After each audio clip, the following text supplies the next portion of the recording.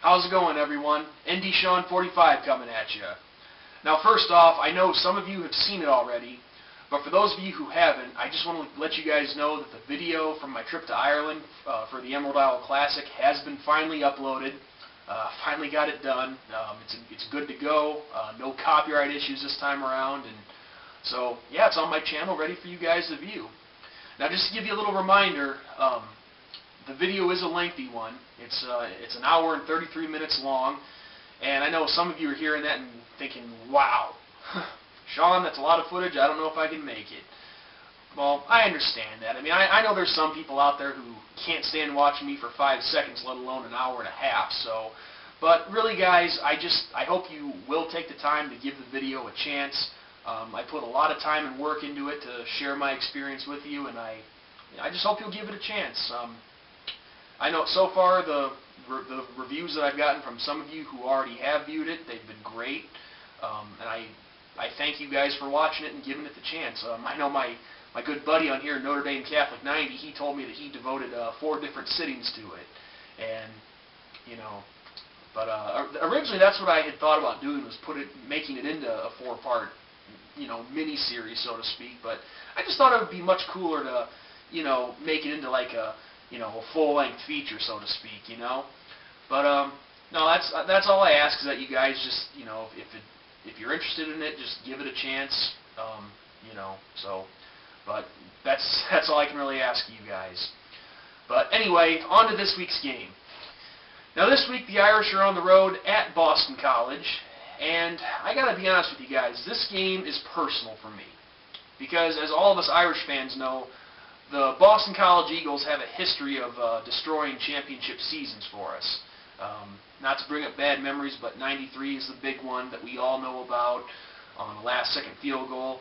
2002, they came to South Bend and wrecked our season, but in that one we kind of screwed ourselves by putting the ball on the ground, I believe, 8 times, and then Pat Dillingham throwing a ridiculous pick 6. But let's not even go there. I've said too much.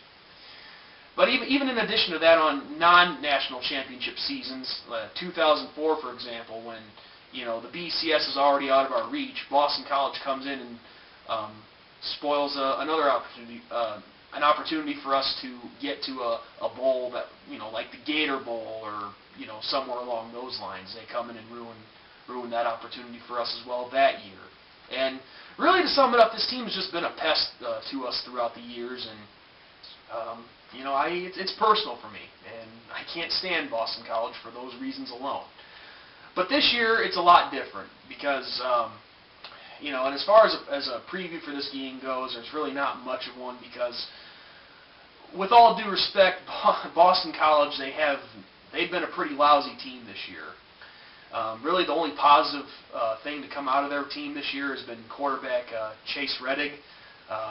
2,500 yards passing and 16 touchdowns. Other than that, they really don't have much of an offense. They don't have much of a defense. This is just one lousy football team we're talking about here.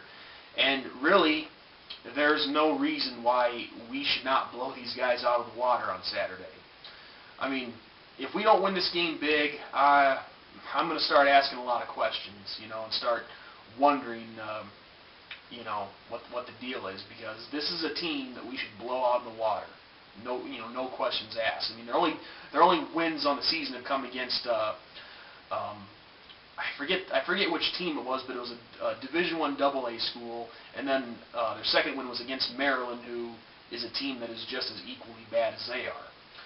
So really, we have the defense, we have the offense.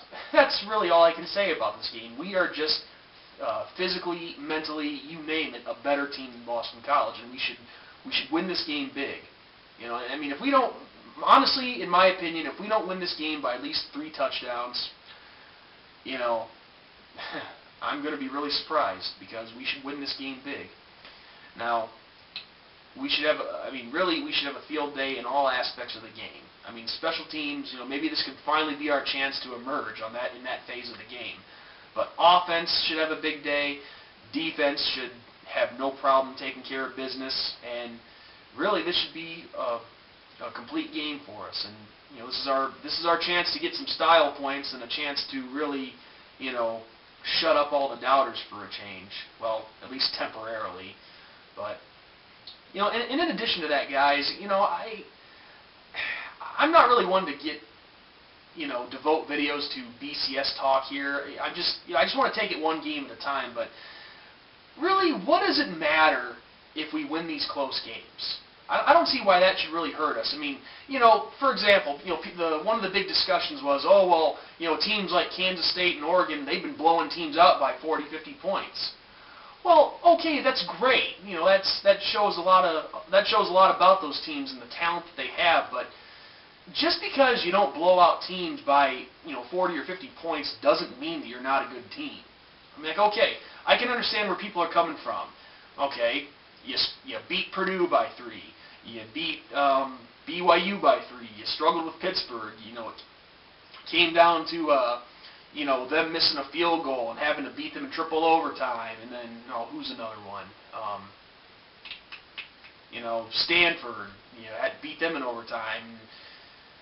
You know, I get where people are coming from, but still, we have won those games. What does it really matter how much we beat the team by as long as we win? I honestly think that people put way too much stock into things like that. And, you know, really, not trying to pick on just Oregon here, but take this into consideration. Okay, Oregon puts up 62 points last week against USC. Very impressive. I don't deny that for a second. But at the same time, they allowed USC to put up 51 points on them. I mean, okay, so what does that say right there? An explosive offense loaded with speed and talent, but yet no defense whatsoever. Well, we're a different team than that. We focus on all phases of the game, on both sides of the ball. So, I think it's really unfair that the critics are, you know, punishing us for that, just because we haven't blown teams out of the water. And I've also heard people say to me like, oh, well, some of these close games that you played, a team like Oregon or Kansas State would just blow them out of the water. Do you guys know that for sure? No.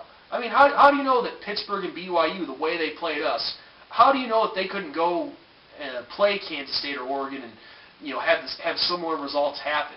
You know, this is a game where on any given Saturday, anything can happen. So I just, you know, all this talk about how much we've won our games by, and, you know, just some of these ridiculous comparisons. You know, I don't. It's ridiculous. That's all I can say about that. I mean, and also I was watching College Football Daily yesterday, and they brought up an interesting point on something. Auburn in 2010, Florida in 2006, even Ohio State back in 2002, all national championship teams. Those teams had at least 3 or 4 close games on their schedule. So, I mean, look, I get where everyone's coming from. Okay, you know, all of us Irish fans have been saying, yeah, we're back, and judging by our record, we are, and I think we have every right to say that. But, you know, I think it's ridiculous when just because we haven't blown teams out, people say that, oh, we really have no right to say that because we struggle with teams that, in their eyes, we shouldn't have. I mean, look, I could go on and rant about this forever and make this into a 20 or 30 minute video, but I'm not going to do that. You guys get where I'm coming from. I mean, look, the fact is this: we're still in the national championship hunt. We, you know, still quite a bit of football to be played left. You know, all 3 teams ahead of us in Alabama, Kansas State, Oregon, they still have opponents on their schedule that are capable of upsetting them. And, you know, as I've said in past videos, you know, if you want to, you know, criticize our schedule all of a sudden now compared to when everyone was guaranteeing that we would get thrashed with this schedule, but now everyone, of course, changes their minds now that we're actually winning these games. I'll tell you guys one thing. I would rather beat a Pittsburgh team by 3 points than beat a team like Youngstown State 60-0. Okay? Because let me tell you something, when all these powerhouse programs start off their season against Division I AA schools and they beat them, you know, 50, 60, or even sometimes 70-0 or 70-6, whatever, that doesn't impress me. Okay? So if anyone who actually believes that is impressive to do that, for a powerhouse to completely blow out these small division schools, you're nuts. So, with that, guys, I expect nothing less but a huge Notre Dame victory on Saturday.